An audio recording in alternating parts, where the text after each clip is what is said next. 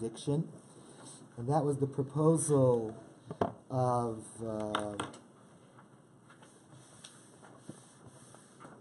Rabbi Bar Ula. Rabbi Bar Ula said the Mishnah is referring to a person who is tameh, a person who's impure.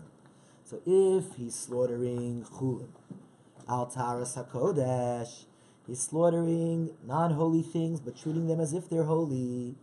The Mishnah is saying, Hakol shochten. Everyone can slaughter, even someone who's impure.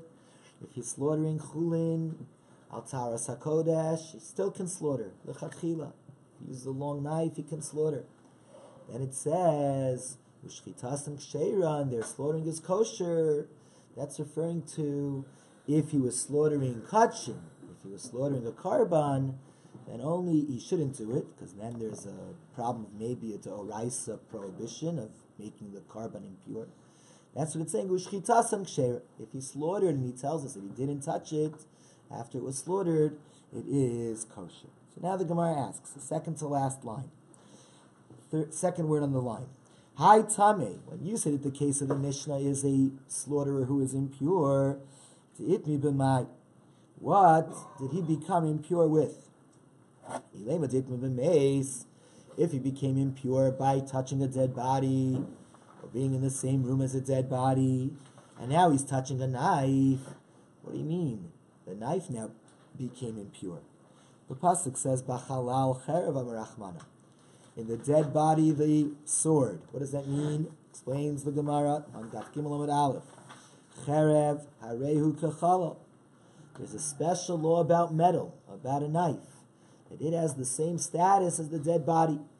Normally, when we have tumah, when we have impurity, each level, everything that touches is a lower level. So let's say a person's in the same room as a dead body, so now he became avatuma.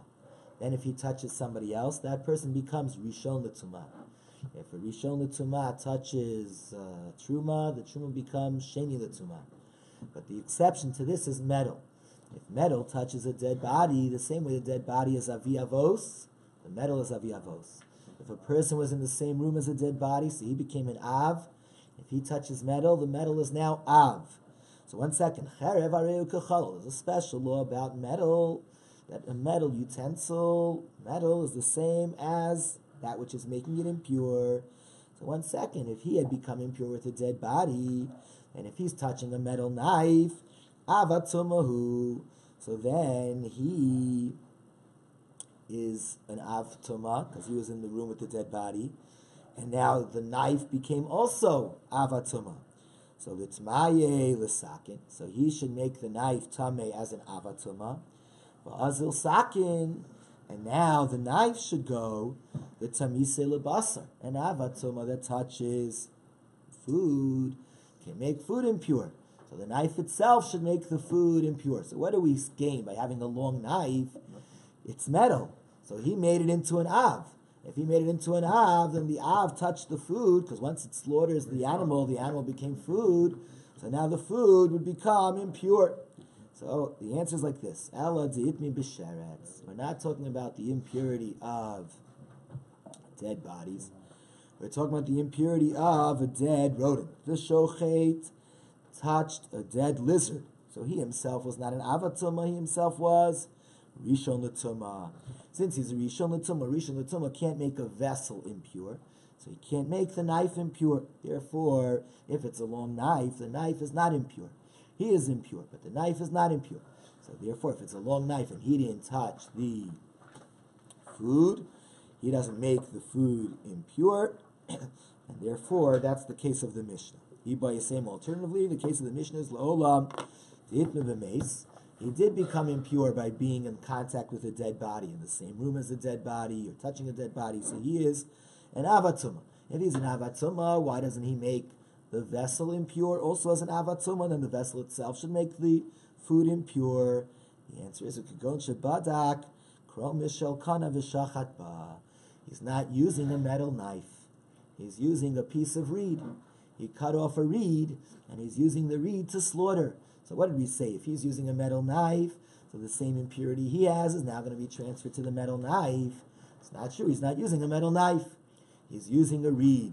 Since it's using a reed, that's why the reed cannot make the food impure. The time is learned in a brisa. Bakol shochtin. You don't need to use metal to do slaughter. You can slaughter with any type of sharp material. Bein bitzor, you can even use a stone.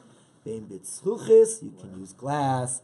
Bein bikrom mishalkana, you can use the outside of a reed, which is wood. So that's what he used. He used a reed. So since he used a reed, a very long reed, he didn't make the reed. The reed didn't have the status of himself because there's no law of eitz kechalal. It's cherev kechalal. So therefore, he's impure. Maybe the reed becomes a rishon l'tumah. Okay, but so what? A rishon l'tumah cannot make food impure. So it didn't make the food impure.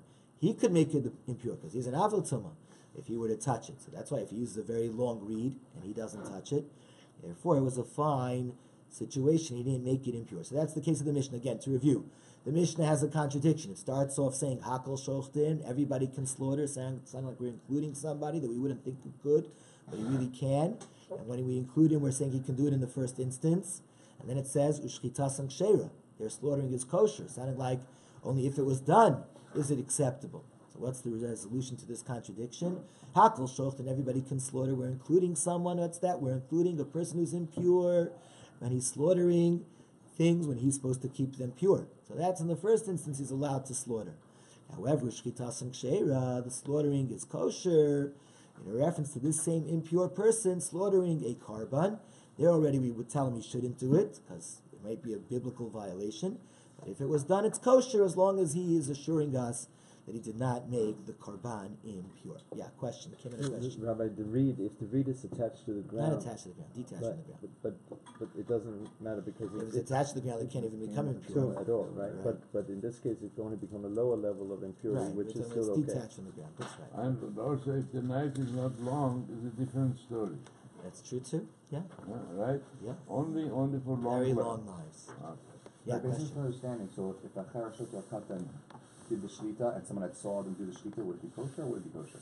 Because now we're saying this, what they saw, it's going on the impure person.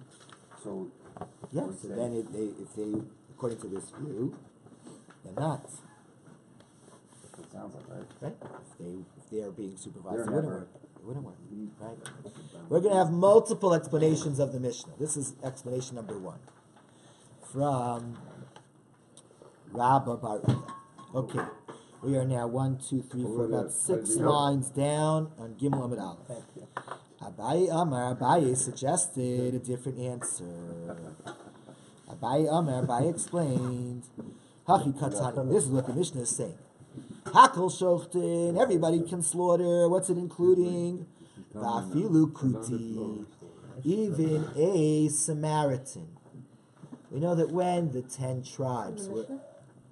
Kutim for the Mishnah? Yes, Kutim for the Mishnah. We know when the 10 tribes were sent out of Israel, so Sancherev brought other nations to replace them. Those nations were attacked by lions, so these people were scared. So they brought a Jew back from the 10 tribes who said, in the land of Israel, you have to keep the Torah. So they converted to Judaism, but they did not accept the oral tradition. They only took things literally, like the Tzedukim, the Sadducees. So a Kuti, he accepts the written text. So he's not going to eat something which wasn't slaughtered. The Torah says, "V'zavachta v'achalta kasher tzivisicha." So he knows that he has to slaughter. However, when the verse says, "Lifnei iver lo titein michshol," don't give a stumbling block in front of the blind, he takes that literally. He won't put a block in front of a blind person, but he would be willing to give what was not kosher to a Jew who's careful with kashrus. He doesn't care that he's causing him to stumble, because that's an oral tradition of what Lifnei Iver means. So the Kutim, they are careful about slaughtering. And whatever we've learned elsewhere, Masechet Erev, and the Gemara says, whatever the Kutim are careful about, they're more careful about it than we are. So they are careful to slaughter for themselves. But if they had, some problem in the slaughtering, let's say they paused in the act of slaughtering Shehiyah, they wouldn't mind giving that to a Jew, even though it's messing up a Jew, because they don't care about Lifnei Iver lo titein michshol. So that's the case of the Mishnah. When the Mishnah says Hakol shochtin, everybody can slaughter, that's to say Afilu kuti, even a Samaritan, even a kuti can do the act of slaughtering. But when is that true? If a Jew is supervising him to make sure that the act of slaughtering is done right. But if the Jew's not standing over him the whole time, the Jew's just coming in and out, then it's only acceptable b'di'evet. Then lo yishchot, then he shouldn't slaughter. But if he slaughtered, it would be acceptable in the following case. Chotich kazayas basar, we can take off a olive worth of meat of what he slaughtered, the no saying lo, and we can give to him to the kuti. So now, if he has to eat it, he's only going to eat it if it's fully kosher, as he is careful about kashrus for himself. Achlo, if he ate it, then you know it's kosher, and then mutter, you can eat it too. But mutter lecha mishkitasa. But lo achlo, but if he refuses to eat it, so now you have to rely on him. Now he's telling you it's kosher, you can't eat it because they're not careful with this law of lifnei iver. Aser lecha mishkitasa. You're not allowed to eat from his slaughter. So again, the Mishnah begins with hakol shochtim sanig even lechatchila. That, yes, that's a reference to kuti with the Yisrael omid al gabav. A kuti with a Jew standing over him can slaughter in the first instance. When it says ushchitas and kshera, if they slaughtered, it's accepted. That's a reference to a kuti without a Yisrael standing over him, with only a Yisrael walking in and out.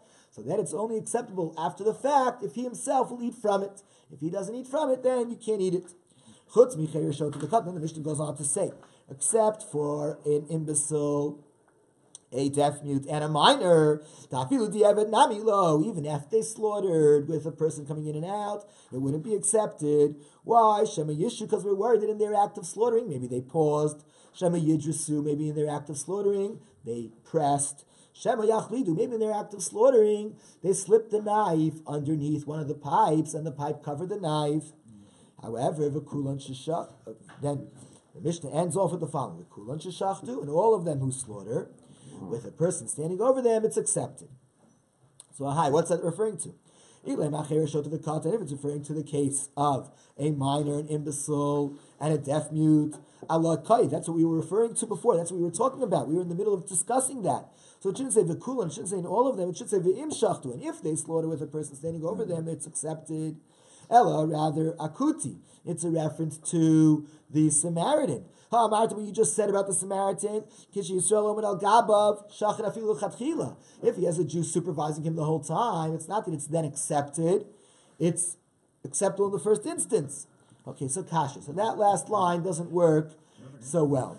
Really, it's referring to Cheirashot to the Katan, but it's not clear why it calls them v'kulan, and all of them. It should be v'im shachtu, and if they slaughter. All right, that was answer number 2. Now, answer number 3. Amar Rava said, are you really right that if you have a kuti and the Jew is just coming in and out, then in the first instance you shouldn't accept it. But if it was done and he then eats from it, then you could accept it. Mishnah in regards to the fact that we don't want to have non-Jews touching Jewish wine. If I leave in my store of lots of barrels of Jewish wine that is not mavushal, it's not cooked, a non-Jew. But Yisrael Yotzev and Ichnas, but I, the Jew, am coming in and out. Mutter, the wine is all permitted, because the non-Jew is afraid to touch the Jewish wine, because maybe when he's touching the Jews coming in and out, he's going to see him and get angry. So Hassam, so you see that going in and out makes it totally okay. So if going in and out makes it okay with wine, going in and out should make it okay with the shchita of the kuti. Kuti says no. Considered a guy? No, it's considered a Jew. A Jew, yeah. Not But Rabbi, it says under the bottom line is under no circumstances you could trust the kuti. No. Is that what it's saying? Even under with the supervision of a Jew. Supervision of the Jew would be okay. Coming in and out would be okay. It'll be okay. It's kosher too. Yeah, b'diavad it would be okay if the Jew's coming in and out. So the Gemara says no. Hasami katani meiniach. There does it say that in the first instance you could leave the non-Jew with the wine because you're coming in and out? Yeah. It's saying hameiniach katani. It says if he left him, diavad. It's only saying if it was done, it's acceptable. Ella, so rather mehacha, says Rafa. This is the proof. Raisa says, someone who's watching wine doesn't have to be sitting and watching. Even though he's coming in and out, mutter, it's okay that the non-Jew is with the wine. So therefore, you see that coming in and out makes it permissible in the first instance.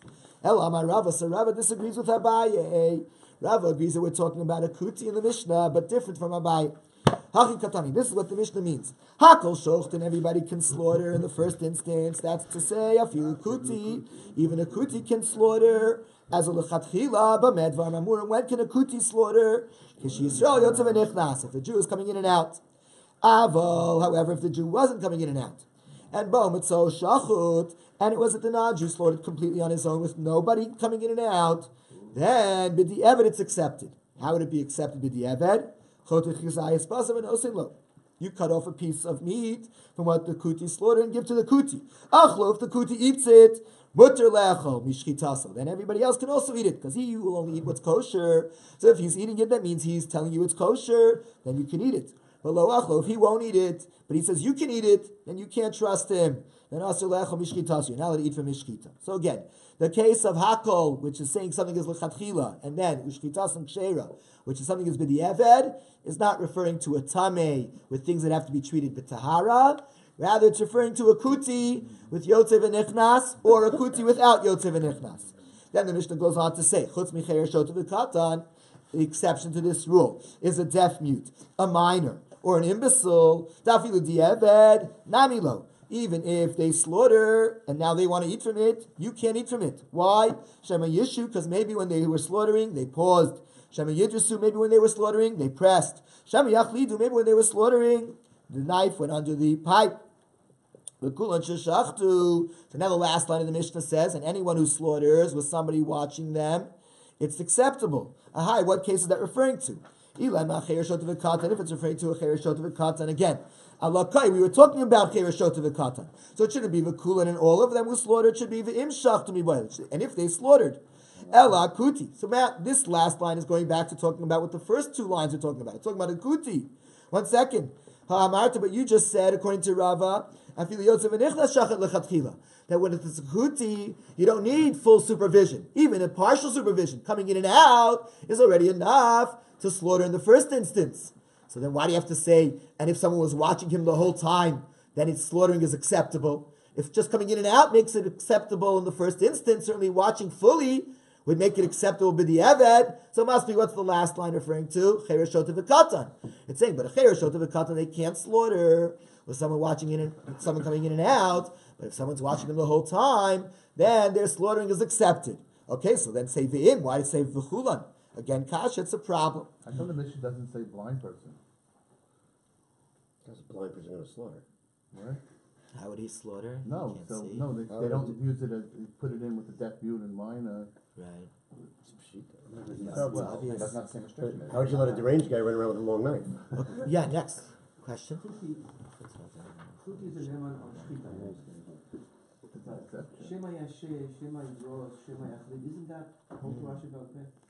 Yeah, but we find that they did accept some aspects of Torah Shabbat Peh, right? Like they would use an esrog. The Torah doesn't say what the esrog is. It's pre-Yitzhak. So it's not like they're like 100%. Yeah, but they took things very literally. Yeah. They had their own ideas. Right. All right, now a fourth answer for the Mishnah. Rav Ashi said, we are 4 lines from the very bottom. Rav Ashi said, Hachi Katani. This is what the Mishnah is trying to say. Hakim is going to say, Hakol Shochtim, everybody can slaughter in the first instance. Vafilu Yisrael Mumur. That's to include a Jewish rebel. Mumur Lamai. A rebel about what? What is he rejecting authority about? It means Lechel Nevelus L'Teyavon. He's a rebel who eats non-kosher. But it's not that he wants to reject religion. He hates religion. He's very appetite responsive.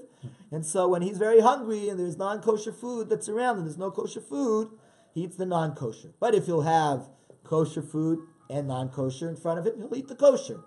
It's just that he doesn't control his appetites. So he's a mummer, he's a rebel, but he's only eating the velos, let's say, of him. So somebody like that, even though he eats non-kosher, he can slaughter. Kid Rava, as Rava explained. Rava explained, Yisrael mummer, a Jew who's a rebel, who eats the non-kosher, now turning to Gimel and Beis, because of appetites. So it's basically laziness and urges that lead him to eat non-kosher. But if he'd have it just as easily available to eat the kosher, then he would eat the kosher. So then you can rely on him for shechita too. Bodek sakim. You can't assume that he's going to do the difficult work of checking the knife because he's lazy. So if you check the knife, and v'nosein, you give him a checked knife, you can assume that his shchita was done right. And then mutter lechem mishchitasa. You're allowed to eat from his shchita even lechatchila. Then, ava, when the Mishnah says, ushchitasam ksheira, these people who are being included, their slaughtering is only acceptable after the fact. That means the following. Ava lo badak, let's say you didn't check the knife and asan lo to give to him. He's using his own knife, lo yishchot, and you can't eat, you can't rely on his shchita. Vim shachat, but if he did it, then b'di'evet it could be acceptable. How? Bodak sakino acharav. You can check the knife after he's slaughtered. And if the knife that you checked that he used was nimtzei sakino yafeh, it turns out that knife was a good knife, it was smooth, it didn't have a nick in it, mutter lechem mishchitaso, then you can eat from what he did. Vim lav, and if when you check the knife you find out that it's not smooth, so lechem mishchitaso, you're not allowed to eat from mishchita. So again, the first two lines of the Mishnah. The first line saying everybody can slaughter. The second line saying when those people slaughtered it's accepted. That's referring not to a tameh, it's referring not to a kuti with somebody standing over him or a kuti with somebody coming in and out. Rather, it's referring to a Yisrael mummer. It's a Jew who's a rebel. And what is it saying? It's saying if you gave him the knife, after you check the knife, then you can eat from his slaughtering l'chatchila. If you didn't check the knife and he used his own knife, so then you shouldn't eat from it. But b'di'evet there'd be a way to eat from it. You could check the knife. If you check the knife and you find that it's good, you could eat from it. If you check the knife and you find it's not good, you couldn't eat from it. Then the Mishnah goes on to move away from a Yisrael mummer according to this view, and it talks about children. Chutz, an exception to this is chayr shota v'katan, a minor, an imbecile, or a deaf mute. Dafilu di'evet nami lo, if they slaughtered, now you can't eat from it. Why? You can't check their knife, because that's not enough. Because Shema Yishu, you have to be worried, maybe they paused. Shema Yijusu, you have to worry, maybe they pressed. Shema Yachlidu, maybe they violated the shkita was no good because of chalada. And then the Mishnah ends off with the following line: V'kulan sheshachtu, and all of them who slaughtered with somebody watching them, the slaughtering is accepted. So, what case is that referring to? If it's referring to a deaf mute and a minor and an imbecile, Allah kai, we were talking about them. So then the Mishnah shouldn't have used the word v'kulan, it should have used the word v'im shachtu mivayle. It should have said, and if they slaughter with somebody watching them, it's okay.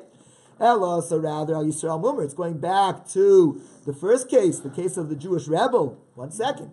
Either badik sakin v'nasan lo. If we had checked the knife and then given it to him, ha'amarta, but you said shochet lechatchila. If we checked the knife and then gave it to him, he can slaughter in the first instance. It's not that if we were watching him, then it's okay, acceptable. It was acceptable in the first instance. Ella, what must be the lo badak, that we didn't check the knife. So 1 second. And if their knife is here, let's check it now. If the knife's not here, so if others were watching him, who cares? Maybe the knife he used was blemished. So you know what? Kasha, you're right. Really, the last line is referring to children, like we said with the other two answers. So if the last line is referring to children and saying that a cheirashot of a katan was somebody watching them, it's acceptable b'di'eved. So then why was that? Why did it have to say v'kulan? Why didn't it say v'im shachtu? All right, that's a question. Why did it say v'kulan and it didn't say v'im? Yeah, but when you say somebody watching, that somebody has to be a professional guy. Yes. Yeah, that knows the rules and Absolutely. regulations. Okay, all right. Absolutely. All right, and now a fifth answer for the Mishnah. Ravina said, this is the way to resolve the Mishnah, which has the contradiction of saying everybody can slaughter, sounding like in the first instance, and then saying v'kulan sheshachtu shchitas and ksheira. Ushkitas and ksheira, sounding like it's only kosher in the second instance, if it was done. Ravina said, this is what it means. Hakol shochten, everybody can shecht, meaning hakol mumchim shochten. Anyone who is an expert in the laws of shchita can shecht. What do you mean expert in the laws of shchita? There are really two things that we need in a shochet. We need, number one, that he should know all the laws. That's called a mumche, an expert. And number two, we need that he should be proficient in the skill, muchzak. He has to be a tough guy who can slaughter an animal and see blood and not faint. Because somebody who faints when he sees blood cannot be a shochet. He can know all the laws, but he might faint while he's doing the slaughtering by seeing the blood. And if he faints, he's going to be pausing. When he pauses, the shechita is no good. So there are two things that we need normally in a shochet. We need a mumche, we need an expert in law, has to take a test and know the material well. And number two, we need muchzak. We need someone who is a tough guy, a strong guy, that we've seen him slaughter 3 times in front of us. And he was fine. He didn't in any way hesitate. He didn't blanch. He didn't get startled by it. So again, says Ravina, the Mishnah is saying like this: Hakol shochten, everybody can shecht. Meaning Hakol mumshchem shochten, all the experts can shecht. And what's the chiddush? Mumchin, if they're experts, afal pishen and muchzakin, even though we haven't seen them slaughter in front of us, if we've given them a test and we know that they know the laws, we can allow them to shecht in the first instance. When is this true? When we know him, that he knows all the laws of shchita, he can tell us all the laws of shchita. But if we don't know that he knows all the laws of shchita, then lo yishchot, then we shouldn't allow him to shecht. But if he did shecht, both can also, we now can check him. If after he shechted we test him and he does know the laws, then the shchita you're allowed to eat from it. And if when you checked him afterwards he doesn't know the laws, you can't eat from his shchita. So that's the case of b'di'evet. Lechatchila, you can allow a mumche who's not a muchzak to shecht. B'di'evet, even if you don't know that he's a mumche, if he shechted, you can test him afterwards, and if it turns out that he's a mumche, you can eat from it. And then the Mishnah says, except for a minor, an imbecile, or a deaf mute, there, even after they shechted, you can't give them a test and now eat from it, because Shema Yishu, maybe they paused, Shema Yidrasu, maybe they pressed, Shema Yachlidu, you can't eat from it. Then you have the last line of the Mishnah. The kulan sheshachtu, and all of them who slaughter with an adult, with a proper expert watching them, it's accepted. So, what's the case? If it's saying that if a minor shechts with somebody watching him, it's accepted. Allah kai, but we were talking about minors. It shouldn't use the word v'kulan, and all of them it should use the words, and if they shechted. Ella, rather, ashein mumchin. Talking about the case of the beginning of the Mishnah.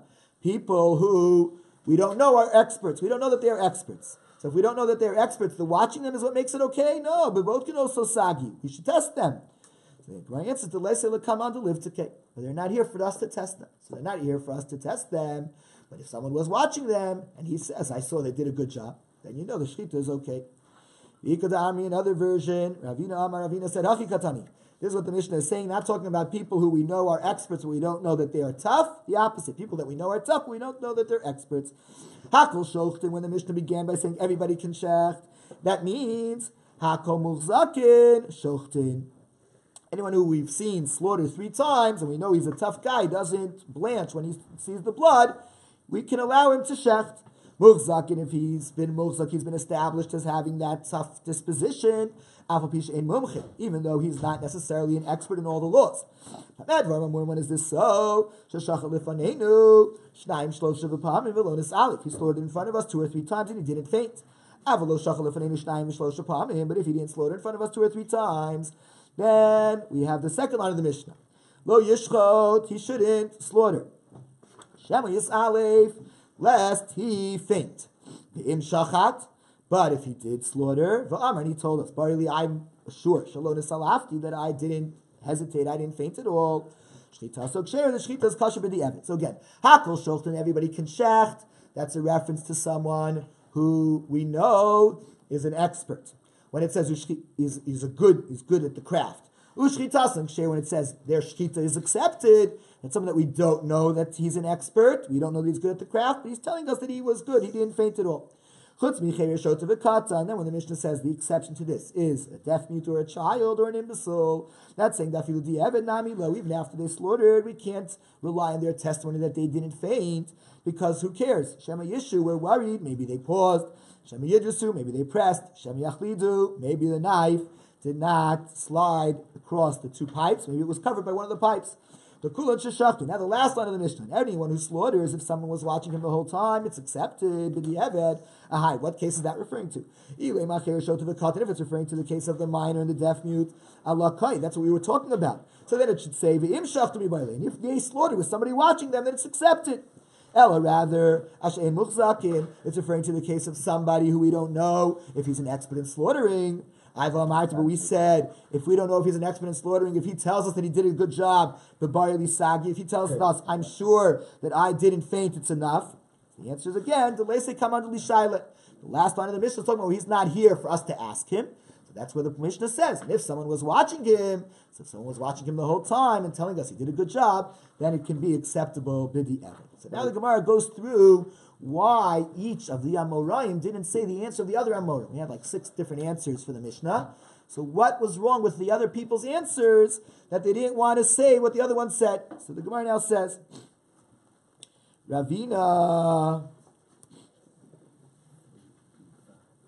v'Rabba bar Ula, Ravina and Rabba bar Ula, Abaye v'Rava Ravashi lo Amri. They didn't say the answers of Abaye or Rava that talked about a kuti, or like the answer of Ravashi. Because in all of those situations we said there's a problem. Why does it say v'chulan in all of them? It should have said v'im, because it's referring to the case of somebody watching is referring to somebody watching a cheresh shot to the katan.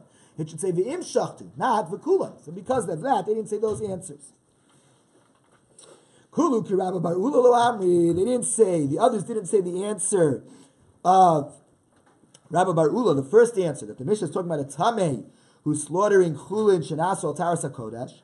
So hachlish the amrit hacha ikar.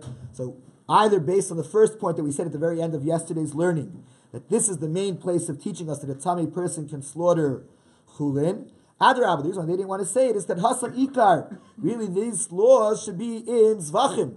To bekachim kai, because that's the Masechta dealing with slaughtering. So that should be the case where we learn that a tameh cannot slaughter a carbon. And lahachlish and the some ikar. Now, according to the answer that was there in Zvachim was the main place for it. And here, since it wants to tell us that a tameh can slaughter chulin, and that's what it also says that a tameh though lechatchila should not slaughter kachim. So these Amoraim will tell you, Tami b'chulin gufelo itzrichle. I don't need a mishnah to tell me that a Tami can slaughter chulin, because they hold chulin shenasu taras hakodesh lafka kodesh dami. There is no rabbinic law that if someone's treating everything as if it's pure, that he has to treat it as if it's pure. There's no rabbinic law. So therefore, there's no reason to say that a Tami shouldn't be able to slaughter chulin shenasu taras hakodesh. I need a mishnah to tell me that b'diavad he could, or l'chatchila that he could. Now, Kulu Ravina lo Amri. Now they didn't say, the others didn't say the answer that Ravina gave. Because according to the version that he was saying that the Mishnah is saying that an expert can slaughter. And if he's not an expert, or we don't know that he's an expert, lo, only be the evidence he can slaughter if we test him afterwards. So they would hold, no, that's not the case of the Mishnah, because they hold Rov Mitzuyin Etzel Shchita Mumchinin. If somebody's there to shecht, I'm sure he's an expert. He wouldn't get involved if he wasn't an expert. And according to the second version, that the Mishnah is saying someone who we know is strong can slaughter. Someone who we don't know that his disposition is strong, only b'di'evid will be accepted if he tells us that he didn't faint. Shein muchzakin lo. So again, we don't need a Mishnah for that. Because they don't think that we're ever worried that someone's going to faint. And finally, Rava lo amar k'Abaye. Rava didn't say like Abaye that it's a kuti who's slaughtering with the Yisrael coming in and out, and that's only kasher b'di'eved. Ki kushe, because based on his question, he holds that if a person's coming in and out, it's kasher lechatchila. Abaye lo amar k'Rava. Abaye didn't say the answer of Rava, because Hassam, in regards to wine, lo naga, the non-Jew is not going to touch the wine because he's worried about a Jew coming in and out. But in regards to shchita, with the Jew coming in and out, naga, the non-Jew is touching it. He has permission to slaughter. So the fact that someone's coming in and out is not going to scare him away from possibly messing up the shchita, because he mess up the shchita in an instant. And therefore, he didn't accept that answer. Rav Ashi lo amar ketzarvayu. Rav Ashi didn't say like Abaye and Rava, who say that the case of the Mishnah is a kuti, because they hold kutim geirei arayos, saying the kutim aren't Jewish. So certainly you can't have their shchita under any circumstances. Abaye lo amar Rav Ashi. Abaye didn't say that the case of the Mishnah is like Rav Ashi. You're talking about a Jewish rebel. Lo sfirle hadir Rava. It doesn't agree to this idea of Rava that when you have a Jewish rebel, you can give him a knife and then you can assume he did the right job. And Rava, my time lo amar ketame. So now Rava, who holds of this idea, you can give him a knife. Why doesn't he say that the case of the Mishnah is a Jewish rebel? The answer is he could have. Rava could have said that. The reason why Rava didn't was Rava was saying, according to Abaye, that you're talking about a kuti, I can accept that, but really it could have been also a case of Yisrael Mumah.